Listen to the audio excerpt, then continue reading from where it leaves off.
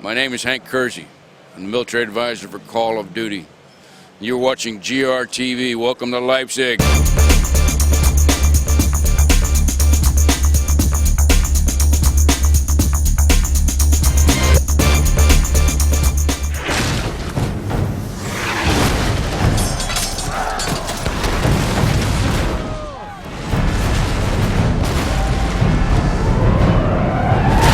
So, Total War is moving on to a little bit more modern era. Yeah. How has that changed the development for you guys? Okay, well, in development terms, probably the biggest challenge for us was adding the naval gameplay element of the game. That takes a lot of time to make sure the gameplay works, and balanced, and of course you've got to add a lot of new technology in as well. I mean, to give you an example, it took us a year just to get the C to be correctly coded, so it looked really, really beautiful, it looked realistic, and that's also to try and help bring the overhead down so it works on a variety of PCs. So technology-wise, Empire has been a massive leap forward for us. We've completely rewritten the engine that does the graphics, and that includes obviously the naval component as well. But there's a load more technology gone into the sort of the campaign end as well when it comes to the artificial intelligence. The battle AI has been rewritten entirely. The campaign end has sort of been kind of done from the ground up as well, and that we've added trade and diplomacy that we've never had before, in sort of much greater depth. So yeah, in development terms, it's a pretty big leap forward. You mentioned the naval battles. Can you give us a little bit like insight on how deep that is? Because I was amazed at how deep that was when I saw it the first time. Yeah, how deep is the ocean? Okay, right. Well, yeah, in that perspective, it's a very tactical experience. We didn't want to just kind of clip on naval battles. We've traditionally done very intense, very polished kind of land battles, and we wanted to make sure we had the same level of detail and the same level of attention paid to the naval stuff as well. So, for example, there are full weather systems in the naval element as well as there are in the land. So, wind direction and wind speed affects how your ships move and how they handle kind of the state of the oceans itself, like the height of the waves, or move your ships up and down and toss them around and send them out of position.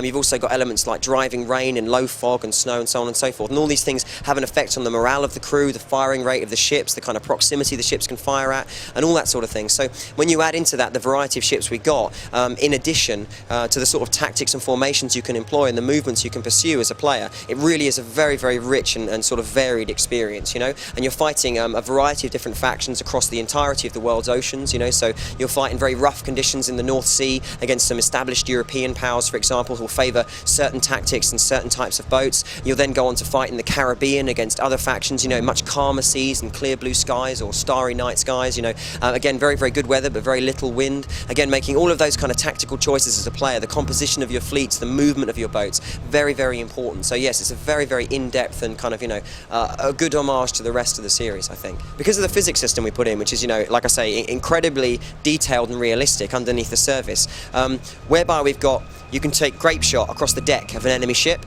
Now, of course, if you fire at almost point-blank range, a lot of that shot is going to carry on across that deck and into another enemy ship. So if the enemy's put itself in a formation where its ships are in a line and you get across the side there and you hit them with a good volley of fire, you'll see that carry on and kill members of the crew on boats behind the ones that you've targeted.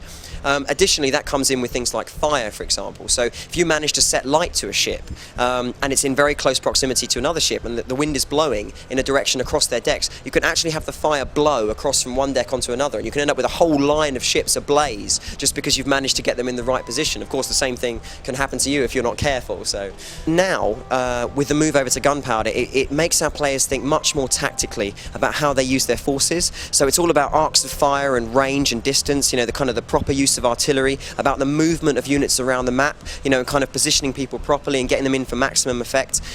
Melee is still important and it's still involved in the game. Certainly this was the age of the bayonet just as much as it was the age of the musket. And what that means in sort of real gameplay terms is that, when you wait to see the whites of their eyes, fixed bayonets and kind of engage in hand-to-hand combat, it's pretty brutal and pretty bloody. But again, it's all about, as a commander, learning that new mechanic and working out the best way to play. And again, like I say, with the improvements we've made in the AI system, you'll never play the same game twice. So, different factions have different types of tactics they'll employ, different levels of aggression. Individual generals within those factions will favour different styles and different types of formations, and you'll end up sort of competing against these people across the known world. So you may be fighting, say, I don't know, the French in Europe, and you'll fight a French general there, and maybe 20, 30 years later you'll come across the same general in North America, and you'll be like, I remember you, and he'll keep using the tactic he used against you, bouncing cannonballs or something like that. And the AI is that much more reactive and less predictable this time around. So it really leads to a very, very interesting kind of gunpowder experience. And I mean, I know for some of our established fans, they were worried that the move from melee combat to gunpowder would kind of really change the game, or in some cases they feared for the worst. But it certainly doesn't, and it's something that we've been balancing all the way through, and want to make sure that it's really fun to play and great fun to to watch and be involved in. But equally, like I said, we've made sure that melee does have a very important place in the way that you play the game.